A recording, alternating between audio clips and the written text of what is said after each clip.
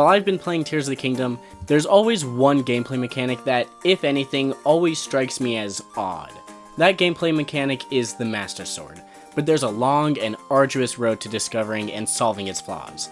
This video will include spoilers from the Master Sword quest and, well, everything else, so be warned for spoilers, starting right now. In an early memory with the Great Deku Tree, it describes how the Master Sword works, explaining how it absorbs sacred power to heal itself and gain strength. This was shown by the Master Sword healing over the 100 years of Calamity Ganon, then again later in Tears of the Kingdom. After 100 years healing with the Great Deku Tree, the Master Sword dealt 30 damage and 60 while near Ancient Tech, which is believed to be powered by the goddesses, then later by Ganon himself.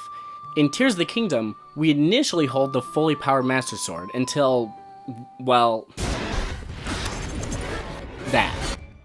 This is incredibly important as it establishes the powers of Gloom and Ganondorf to weaken, erode, and practically obliterate anything in their path. Once we recovered from Ganondorf's attack, we clearly see that the Master Sword is broken, to say the least. Eventually, we pass the Master Sword on to Zelda, who is over 10,000 years in the past, all the way back at the founding of Hyrule. With the power of her Secret Stone and through the forbidden act of draconification, she transforms into the Light Dragon and holds the Master Sword all through into the present while bathing it in the constant goddess and light power of Zelda. Now, let me repeat how much power was bathed upon the Master Sword during this time period of over 10,000 years, which is, well, 100 times more than 100 years. Zelda, the person who held Calamity Ganon for 100 years, the descendant of King Rauru from the Zonai race, which could possibly be closer to the gods than Hylians, and the direct descendant to the goddess Hylia herself, if that's still canon, consumes the Secret Stone, which, if I may refresh you, has the power to do this, this, and this, and turns into a dragon who, once again, did nothing but fly around for several thousand years while holding the Master Sword in her head. Now, with that explanation, how much damage do you expect the Master Sword to do now? Well, surely it's like 60, right? Maybe 50 or 45 at the least. Well, of course not, silly. It's only 30 damage. Well, okay, I suppose if we really look at Breath of the Wild, you can't really compare the weakest the Master Sword gets at the peak of the Calamity to the utter obliteration of the sword in Tears of the Kingdom. But surely, at the very least, it won't require any more recharge time now, right? Oh, so it's the exact same as Breath of the Wild. That doesn't seem quite right, now does it? With all of this, there are striking complications. Obviously, we can't just give everyone an unbreakable, decently stronger, even completely overpowered weapon. But with all the effort they put into building the lore and prestige of Zelda's sacrifice and power, having it operate exactly how it did previously left me and many others unsatisfied, and Zelda's efforts feel wasted. In fact, it's even easier to unlock, only requiring 5 stamina upgrades or 20 Light of Blessings, while Breath of the Wild required 24 Spirit Orbs minimum if you beat every dungeon, and 40 if you're only doing shrines to get your 13 hearts. So how do we fix this?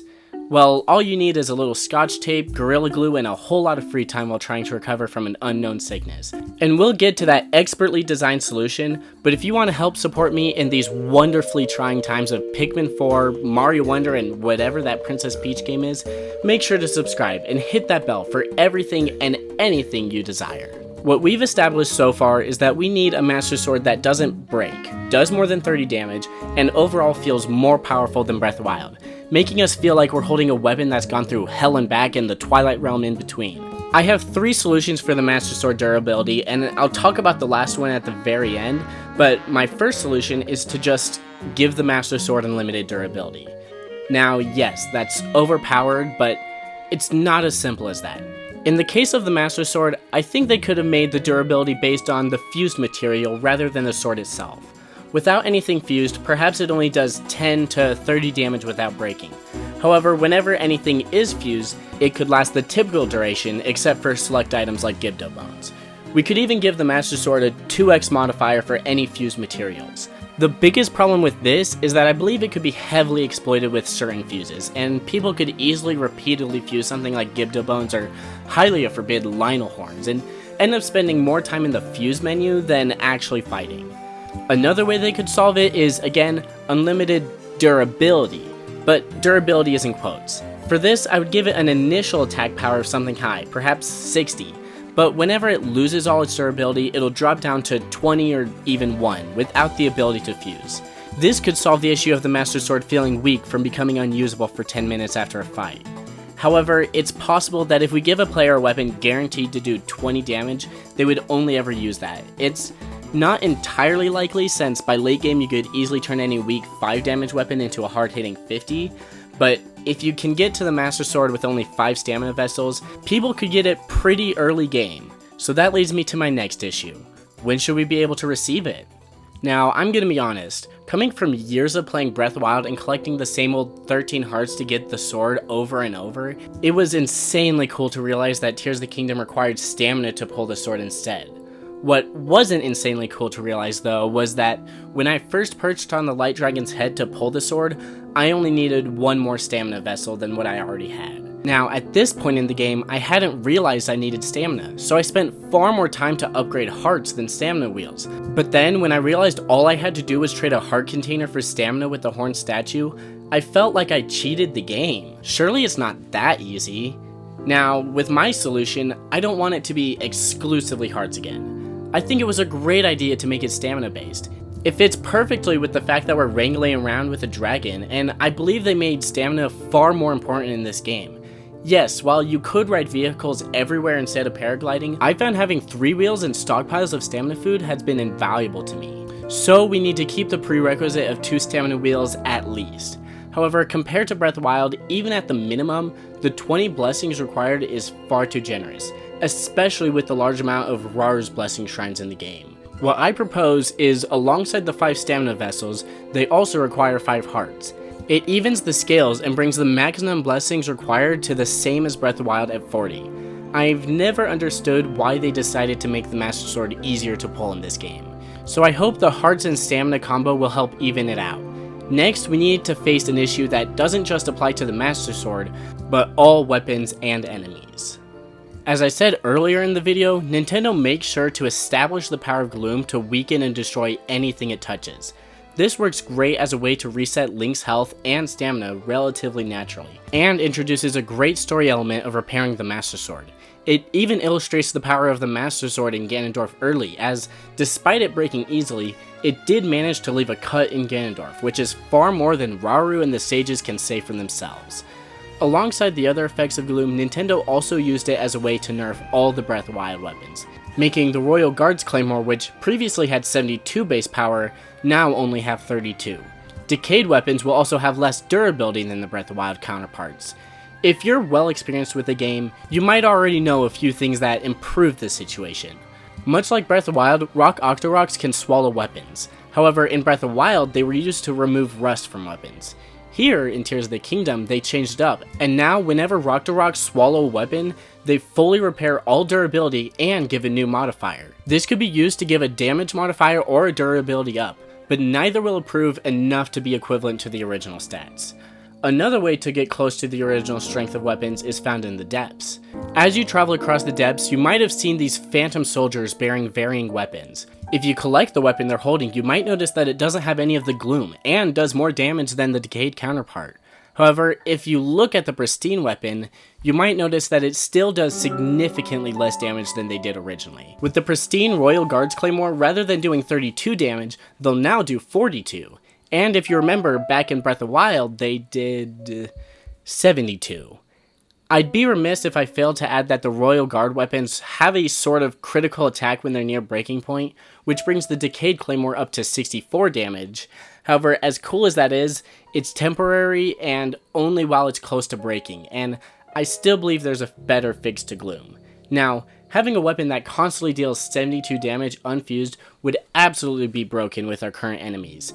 And there's a reason the strongest weapon, the Gloom Club, at 50 damage, with the strongest fuse, the Silver Lionelhorn, maxes out at 105 damage, with a pretty bad debuff of Gloom damage. Weapons that strong would be completely overpowered against our current enemies.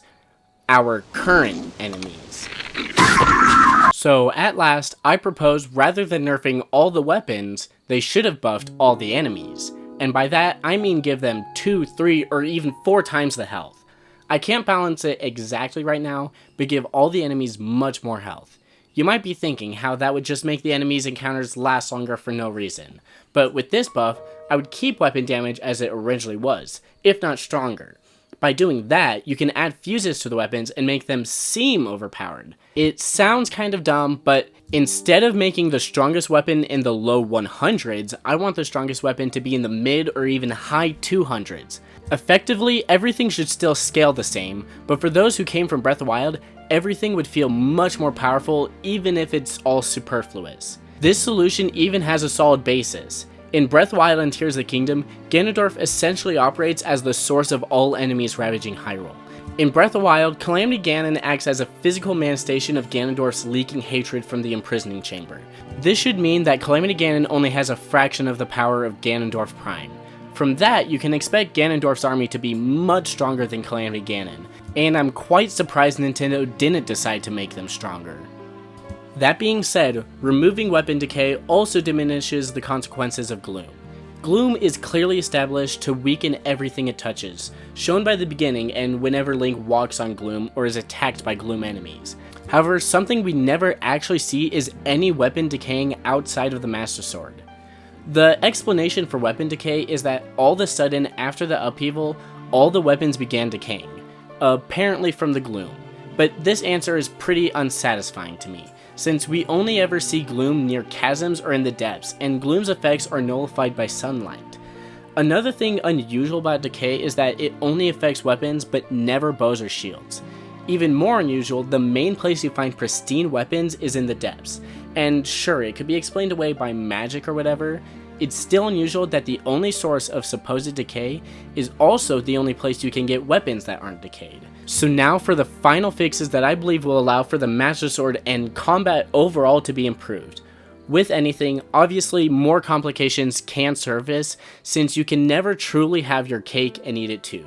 But I hope with my final string of solutions, we'll at least be able to have our cake and smell it too. Now, rather than Gloom decaying every weapon from the start of the game, I suggest for weapon decay to be more conditional. Much like how the Master Sword and Link himself only decay with physical contact to Gloom, weapons should only be affected with physical contact. I often cheese navigating past Gloom splotches in the depths by shield surfing across them. With this change, shield surfing over Gloom should slowly damage the shield and decrease its max durability. This would also apply to any weapons dropped on or possibly even brushing against Gloom. It wouldn't instantly become weaker, but would slowly decrease in durability, much like how Link's max health decreases. Along with this, when attacking any Gloom enemies found in the depths, your weapons and shields would lose more durability than against traditional enemies. However, I don't believe Gloom should change the attack damage and should only decrease durability, since that would only be unfair with a new set of mechanics. And it's a bit of a stretch, but we could even argue lore-wise that the Master Sword never actually lost any strength when it was attacked, but only lost durability, and weapons never actually get weaker with less durability, and if anything only get stronger, as the final hit is always the strongest. Coming back to the Master Sword, we can look to Jerry for a perfect mechanic to combat the new Gloom powers. When I asked him if he had any mechanical issues with the Master Sword, he brought up the idea of increasing Gloom damage. This idea works perfectly for these new powers of Gloom. While I believe he meant something similar to how the Master Sword dealt 60 damage when in proximity to Ancient Tech, this could instead work as an amazing counter to Gloom. Mr. Hindsight here. Alright, so just now while I was gathering gameplay footage, I noticed that there are some select locations that do have the Master Sword glow with more damage. It works similar to how Breath of the Wild did, but instead for Gloom. It slightly negates what I said and what I'm going to say, but in my version I'm going to make sure it keeps the double attack damage, and I'm also going to make sure that it applies to anything Gloom ridden. Back to you, Mr. Voiceover. While every other weapon in the game would start breaking with contact to Gloom, after Eons of Zelda's Light, the Master Sword becomes entirely immune to the power of Gloom, and easily becomes the best choice when fighting Gloom-ridden enemies, dungeon bosses, and eventually, Ganondorf himself. In the end, there's two combinations of these fixes I believe work best. For both, I would have the increased requirements to pull the sword, enemies buffed, and all the weapons remain with a high damage counts. But for the first solution, I would have the Master Sword stay at 30 damage, and a 2x fuse modifier, with the damage counts hidden much like it currently is. Then whenever the sword loses enough durability, it'll go down to between 5 to 20 damage without the ability to fuse for 10 minutes.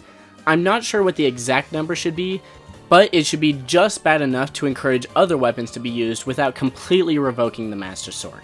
For this solution, Gloom could act the same way I just mentioned, but the Master Sword shouldn't have any Gloom immunity. For my next solution, the Master Sword would do 60 damage and lose energy as it normally does in Breath of the Wild and Tears of the Kingdom. There wouldn't be any fuse modifier, but it has Gloom immunity, again making it the best weapon for any depths encounter. The second solution I truly believe would make the gameplay and combat feel so much more powerful and encourages the use of the Master Sword without making it the uncontested best weapon for the entire game. Tears of the Kingdom has amazing solutions for much of Breath of the Wild's flaws and abuse mechanics. Think of the Hylian Pine Cones as a way to fix Revali's Gale. But when it comes to the flaws of the Master Sword, Tears of the Kingdom only made it worse. And I really hope my ideas end up as a good improvement. I would love to see a mod made to adjust some of the things I mentioned, but my lawyers have advised me that if a mod does get made, TOTk did not commission or endorse it in any way. And if Nintendo asks, you didn't see this video. But with that out of the way, if you guys have any ideas or agree with me, make sure to speak up in the comments. Tears of the Kingdom got a lot right, but with some healthy conversation, we can learn a lot from what it missed. And if you enjoyed this video or got anything from value of it, consider liking it, and most importantly, subscribing. I have a lot in the works, some Tears of the Kingdom, some not, and I promise there will be something for everyone. But remember, brush your teeth and always keep cool.